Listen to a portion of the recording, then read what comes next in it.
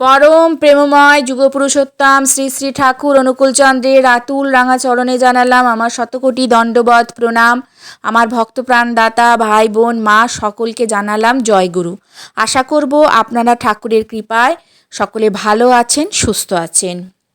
পরম দয়াল শ্রী শ্রী অনুকূল ঠাকুরের সদ্দীক্ষা গ্রহণ করলে এই 10টি নিয়ম কিন্তু আমাদের প্রত্যেকেরই পালন করতে লাগে। সকাল থেকে রাত পর্যন্ত যে বিশেষ 10টি নিয়মের কথা শ্রী শ্রী ঠাকুর অনুকূলচন্দ্র আমাদের বলে গিয়েছেন, সেই 10টি নিয়ম কিন্তু প্রত্যেকেরই পালন করে নিজেরা নিজেদের জীবনকে ধন্য করে তুলুন।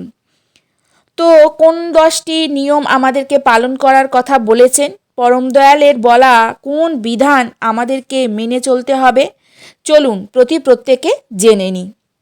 শ্রী শ্রী ঠাকুর অনুকূলচন্দ্রের সদ্দীক্ষা গ্রহণ করেছেন, কিন্তু অনেকেই আছেন যারা প্রকৃত যে নিয়মগুলো যারা সদ্দীক্ষা গ্রহণ করেছেন তাদের পালন করতে হয় সেটা হয়তো জানেন না।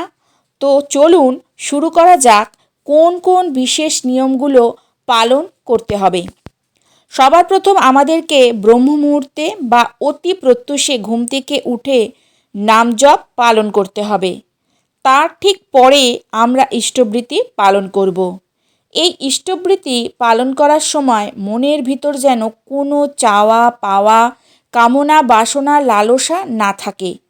পূর্ণ ভক্তি ভরে, পূর্ণ শ্রদ্ধা ভরে আমরা ইষ্টবৃত্তি করব।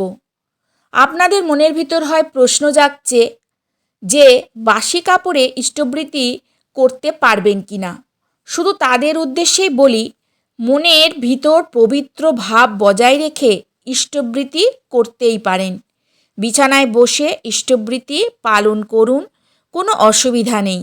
যদি কারোর মনের মধ্যে খুঁতখুত করে যে বাসি কাপড়ে ইষ্টবৃত্তি করবেন না বা কিভাবে ইষ্টবৃত্তি করবেন বাসি কাপড় পরে, তাহলে সেক্ষেত্রে আপনারা বাসি কাপড় পরিবর্তন করে নিতে পারেন।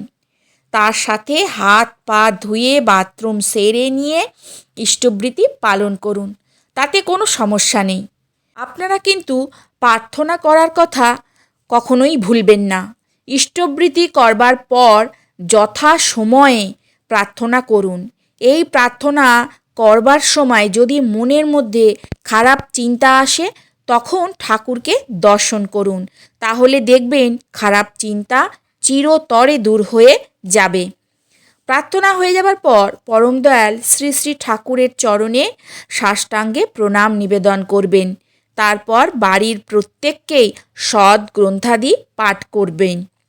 সদ্গ্রন্থাদি পাঠ করবার সাথে সাথে সদ্গ্রন্থের মধ্যে যে ভালো শিক্ষাগুলো আছে সেই ভালো শিক্ষাগুলো অবশ্যই গ্রহণ করবেন এবং এইগুলো সারা দিন পালন করবার চেষ্টা করবেন। বাস্তবে সেই কর্মগুলো মেনে চলার চেষ্টা করবেন। পরম দয়াল শ্রী শ্রী ঠাকুর আমাদের প্রচুর বিধান দিয়েছেন। সেই বিধানগুলো মানলে পরে আমাদের জীবনে কিন্তু আর কোনো সমস্যা থাকে না।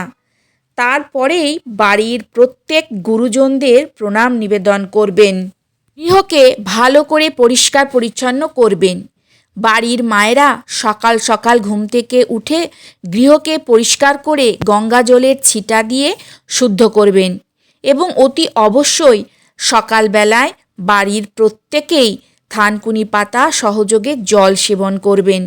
অঙ্কুরিত ছোলা যাদের কোনো সমস্যা নেই আখের গুড় সহযোগে গ্রহণ করবেন এবং ত্রিফলা সপ্তাহে 3 দিন আপনারা খাওয়ার চেষ্টা করবেন।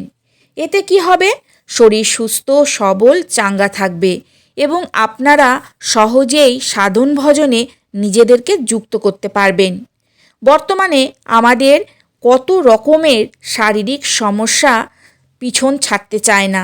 এই সব সমস্যার মধ্যে সবচেয়ে বেশি যে সমস্যায় মানুষ কষ্ট পান সেটি হলো কোমরে ব্যথা, পায়ের হাঁটুতে ব্যথা, বাতের সমস্যা, বসলে উঠতে পারেন না, উঠলে বসতে পারেন না, বাথরুমের সমস্যা, বাথরুমে অনেকক্ষণ ধরে বসে থাকতে হচ্ছে।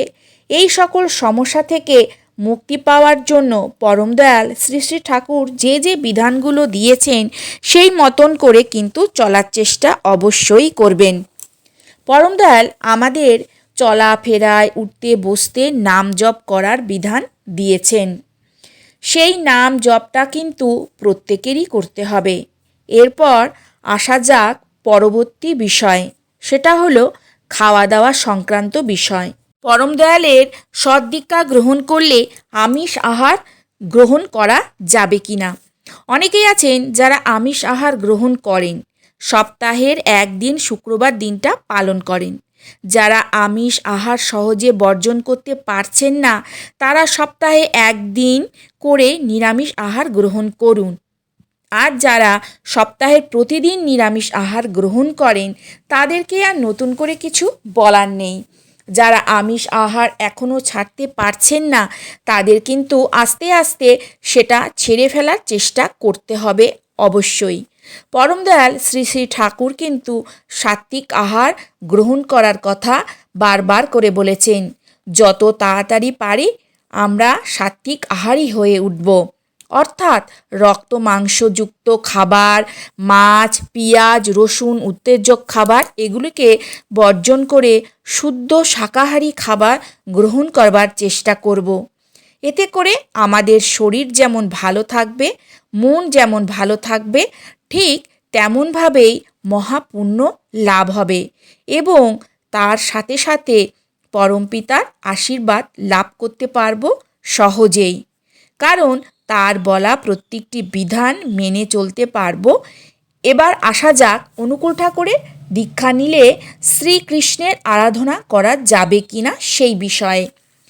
পরম দয়াল শ্রী শ্রী অনুকূল ঠাকুরের দীক্ষা নিলে কিন্তু সবচেয়ে বেশি ভগবান শ্রীকৃষ্ণের আরাধনাই করা হয়, কেননা তার একটি রূপকেই কিন্তু আমরা পূজা করছি।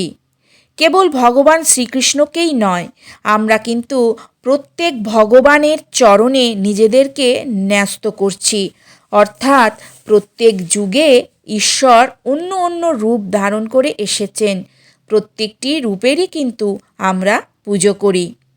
তাই সৎসঙ্গীরা কৃষ্ণ পূজা করেন না যারা এটা ভাবেন বা বলেন, এটা কিন্তু তাদের ভুল ভাবনা। ভগবান শ্রীকৃষ্ণকে কিন্তু সৎসঙ্গীরা সবথেকে বেশি মানেন। কেন?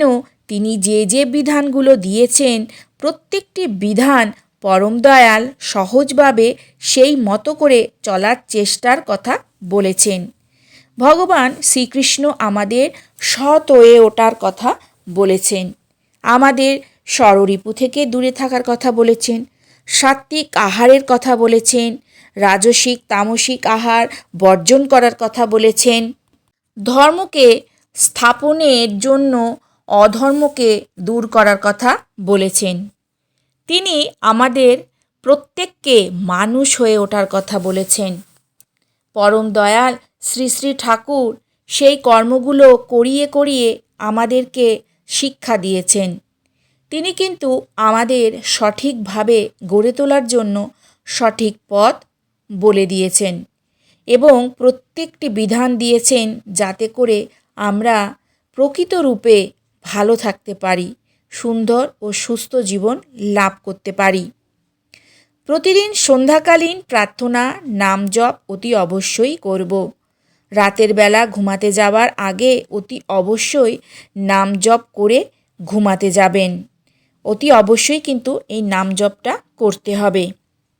সন্ধ্যাবেলায় এলো চুলে সদর দরজায় কিন্তু কখনোই বসবেন না। রান্নাঘরকে পরিষ্কার পরিচ্ছন্ন করে রাখবেন। রান্নাঘরে বা খাবারের টেবিলে অনেকক্ষণ ধরে কোনো এঁঠো বাসন ফেলে রাখবেন না।